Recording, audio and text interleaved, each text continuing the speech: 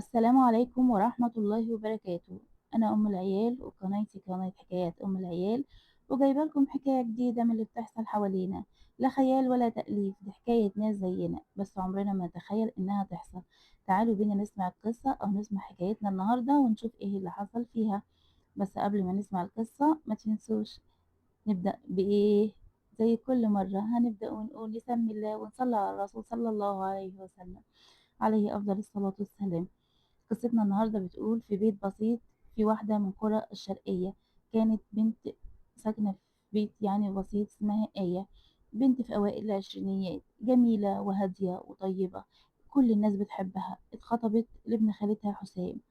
الفرح كان بعد أسبوعين، البيت كله كان بيجهز للفرح، والفرحة كانت مالية قلب أمها، وكانت مالية قلب الناس حواليها، والقرية كل الناس كانت بتحبها وفرحانة لها.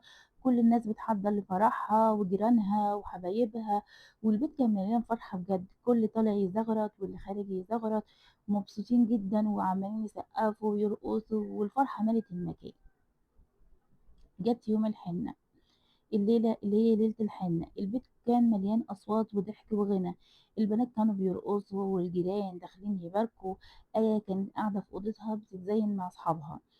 أمها دخلت تبص عليها وتطمن زيها زي أي أم، لقيتها لابسة فستان بسيط عينيها باين فيها الدموع. الأم استغربت قوي. آية، يا آية، دموع إيه يا ماما؟ دي دموع إيه في يوم زي ده؟ آية مسحت دموعها وقالت مفيش يا ماما، فرحانة بس قلبي مش مطمن. الأم ضمتها وقالت ليها اوعي تخلي القلق يسرق فرحتك. عدت ساعة اتنين، فجأة محدش لقى آية. الأوضة فاضية، الفستان اللي كانت لابساه مرمي على السرير، والتليفون مقفول. الأم بدأت تصرخ، بنتي فين؟ الفرح كله اتقلب لعزا. الجيران خرجوا يدوروا في الشوارع، العريس نفسه نزل يجري في الحواري، محدش لقاها.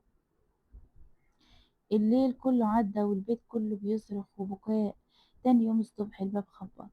فتحت الأم، لقيت ظرف صغير مرمي قدام الباب، جواه ورقة مكتوب بخط إيد آية: سامحيني يا أمي، أنا مش قادرة، السر اللي مخبياه عنكم هيخرب حياتنا لو اتكشف.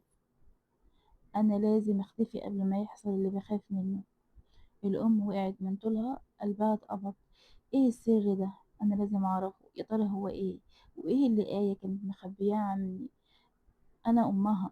يا بنتي يا آية مخبية عني سر؟ وإيه السر اللي بنتي مخبياه عني وأنا أمها يا ناس؟ الأم بدأت تصرخ ومهياش عارفة تعمل ايه، مش عارفة ايه اللي بيحصل لها وبنتها فين. حسام العريس انهار وقال مستحيل آية تسيبني من غير سبب، أكيد في حاجة. بدأت الناس تتكلم، كل واحد بيزود كلمة، زي طبيعتنا اللي احنا موجودين فيها يا جماعة. لو واحدة حصل لها حاجة تبص تلاقي ده بكلمة وده بكلمة وده بكلمة، مفيش حد بيسكت ويطمن. أصلها بتحب واحد تاني، واحدة تقولك أصلها في سحر معمول لها، واحدة تقولك أصلها شافت لها حاجة وخافت منها، أصلها شافت لها شوفة. واللي يقولك كلام واللي يطلع كلام واللي يطلع كلام، ناسيين دي سمعة بنت واحنا عندنا بنات يا ناس. خافوا ربنا. الأم طبعا ما صدقتش أي كلام بيتقال عن بنتها، فضلت تدور تدور لحد ما راحت لصاحبتها اللي هي الأنتيم، صاحبتها اللي هي مقربة ليها قوي. قالت لها اللي كانت معاها كمان يوم الحنة، وقالت لها ايه؟ قولي لي يا بنتي، آية كانت مخبية آية عني ايه؟ آية كانت مخبية عني ايه؟ قولي لي. صاحبتها كانت خايفة على أمها، فقالت لها يا طنط هي ما كانتش مخبية حاجة. قالت لها حاسة ان انت مخبية عني حاجة، انت كمان انت صاحبتها الوحيدة، وانتي روحها، انتي زي اختها، كانت بتحبك وتحكي لك كل حاجة. حاولي تصرحيني يا بنتي عشان الاقي بنتي، انا ام، حطي امك مكاني، انا ام وعايزة الاقي بنتي. يا بنتي ربنا ما يغيب بنات حد، فدي يعني صعبة عليا. حاولت الام تترجاها بكل الوسائل. البنت هنا ضعفت وقالت لها، البنت سكتت ودموعها نزلت وقالت آية من زمان كانت بتحكي لي إنها بتشوف كوابيس دايما، وكانت بتقول إنها لو اتجوزت حسام حد هيموت في الفرح، وكانت مقتنعة إن في لعنة ملازماها من يوم أبوها ما مات. الأم اتصدمت وافتكرت الليلة اللي مات فيها جوزها، كانت قاعدة معاهم وضحكتهم مالية البيت، وبعد ساعة وقع ميت من غير سبب. والنهاردة البنت نفسها كانت هتدخل على حياة جديدة بس اختفت. الأيام عدت والشرطة ما لقيتش أي أثر، والأم فضلت تدعي كل ليلة يا رب رجعها لي، حتى لو مش هتتجوز المهم أشوفها تاني. وبعد 40 يوم بالظبط، في عز الفجر الباب خبط تاني. الأم جريت تفتح، لقت آية واقفة وشها شاحب وعينيها حمرا من كتر البكا. الأم حضنتها وهي بتصرخ: كنت فين يا آية؟ كنت فين يا روحي؟ كنت فين يا حبيبتي؟ كنت فين؟ وبدأت تصرخ تصرخ تصرخ إن بنتها في حضنها. آية قالت: كنت مستخبية في مكان محدش يعرفه، كنت خايفة أكون سبب في موت حسام. في حلم جه ليا تاني يوم الحنة شفتك بتصرخي وهو واقع قدامي. أنا ما قدرتش أكمل وخفت أدمر حياتنا. أنا بحب حسام أوي يا ماما، وخايفة يحصل له حاجة لأن أنا شفت اللعنة دي.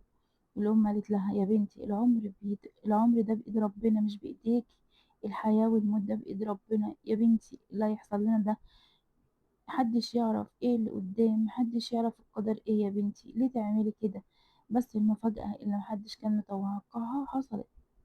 بعد كام يوم حسام جه البيت وقال لآية: أنا لسه بحبك واستناكي بس لازم تتعالجي من خوفك.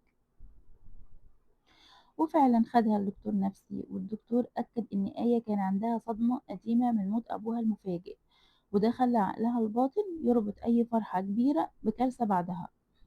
آية بدأت علاج طويل مع الدكتور، وبعد شهور رجعت لحسام واتجوزوا في فرح هادي وصغير، من غير بقى ما الفرح يكون كبير ولا يعملوا ضجة كبيرة ولا زينة كبيرة ولا أي حاجة. كان فرح صغير كده اتلم فيها العيلتين، واتجوزت آية من حسام. الكل كان بيبص عليهم بعين مليانة دموع، والكل كان فاكرينه لعنة، طلع مجرد خوف جوه قلب بنت اتكسرت وهي صغيرة. عارفين يعني ايه؟